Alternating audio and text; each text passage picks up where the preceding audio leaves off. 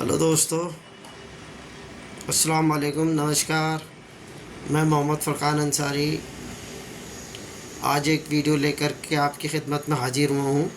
और उस वीडियो का बनाने का जो मकसद है, जो हमारा टॉपिक है, वो है कानून की जानकारी।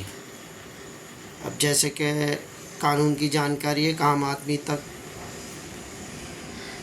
पहुँचाने का मेरा मकसद है। और वो इस तरीके से है कि एक आम आदमी के लिए कानून को जानना बहुत ज़रूरी होना चाहिए, ये मेरा मानना है। बाकी तो और अलग अलग ओपिनियन के लोग पड़े हुए हैं हिंदुस्तान में। चलिए खैर, उस टॉपिक पर नहीं जाते हैं, अपने टॉपिक पे आते हैं। भाई, अगर कानून की जानकारी चाहिए तो सबसे अच्छा तरीका मैं आपको बता सकता हूँ, जो मुझे लगता है। बाकी तो और मुझसे बेहतर भी हैं लोग बताने वाले, बड़े बड़े एडवोकेट्स भी पढ़े हुए हैं और बड़े बड़े दानिश्वर हैं। लेकिन मैं जितना छोटा इंसान हूँ, अपने हिसाब से जो बात मैं कहना चाहता हूँ, जो मुझे लगता है कि मुझे वो कहनी चाहिए, एक आम पब्लिक में हिंदुस्तान तक पहुँचानी चाहिए, तो इसलिए मैं आपके लिए ये वीडियो लेकर के आपकी खिदमत में हाज़िर हुआ हूँ। ये देखिए, ये किताब, ये देखिए। फ़िलहाल तो मेरे पास अभी ये एक ही किताब है, और बाकी दो किताब और बताऊंगा मैं आपको। वैसे तो किताबें कानून की बहुत सारी हैं, लेकिन जो बेसिक किताब हैं, जो सबसे ज़्यादा मतलब ये आपका जो पुरानी सीआरपीसी थी, जो बीएनएसएस हो गई है, और जो पुरानी आईपीसी थी वो बीएनएस हो गई है।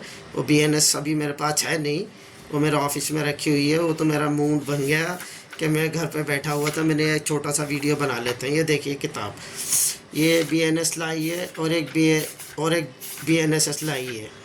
दो किताबें।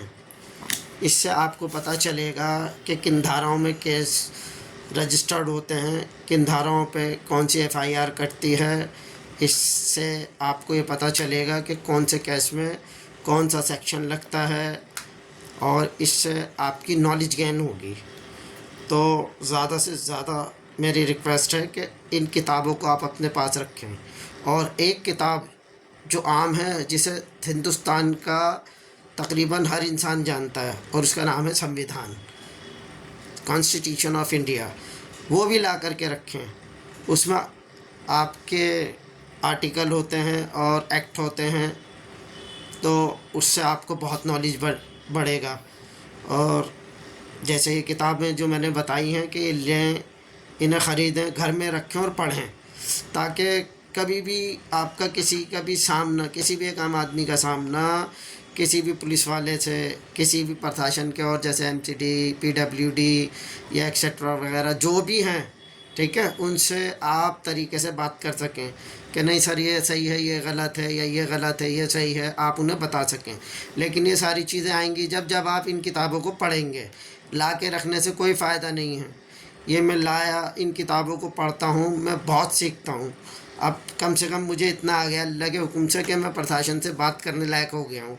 और प्रशासन में तो सभी आ जाता है, पुलिस आ जाता है, एमसीडी आ जाता है, पीडब्ल्यूडी आ जाते हैं, और बड़े बड़े अफसरान आ जाते हैं, ठीक है ना। हाँ, तो उससे बात करने का फ़ायदा आपको ये होगा कि आप जब बात करेंगे कानूनी तरीके, यानी कि लीगल तरीके से, तो आपकी बात सुनी भी जाएगी और वो समझेंगे भी, और आपसे फिर ज़्यादा वो आर्गुमेंट करने की कोशिश नहीं करेंगे, कि उनको ये पता चलेगा कि हाँ जी, ये कुछ नॉलेजेबल इंसान है, कुछ ना कुछ थोड़ा बहुत जानते हैं। मैं कहता हूँ थोड़ा बहुत जानिए, लेकिन जानिए। और ये किताबें ऐसी हैं कि जब भी आप किसी भी टॉपिक पर, जैसे कि किसी चौकी के अंदर, किसी थाने के अंदर कोई बात हो जाए, ये किताब उठाएं और जो ना, या तो ले करके चले जाएं, या जो उन्होंने बताया है उसके बारे में आप आकर के इस पर स्टडी करें, फिर उनके पास जा कर के बात करें। तो आप ज़्यादा से ज़्यादा ये किताब लेके आएँ। और इसका हिंदी में भी आता है और इंग्लिश में भी आता है, और इसमें डिगलेट भी आता है, यानी कि जो हिंदी इंग्लिश दोनों में होता है।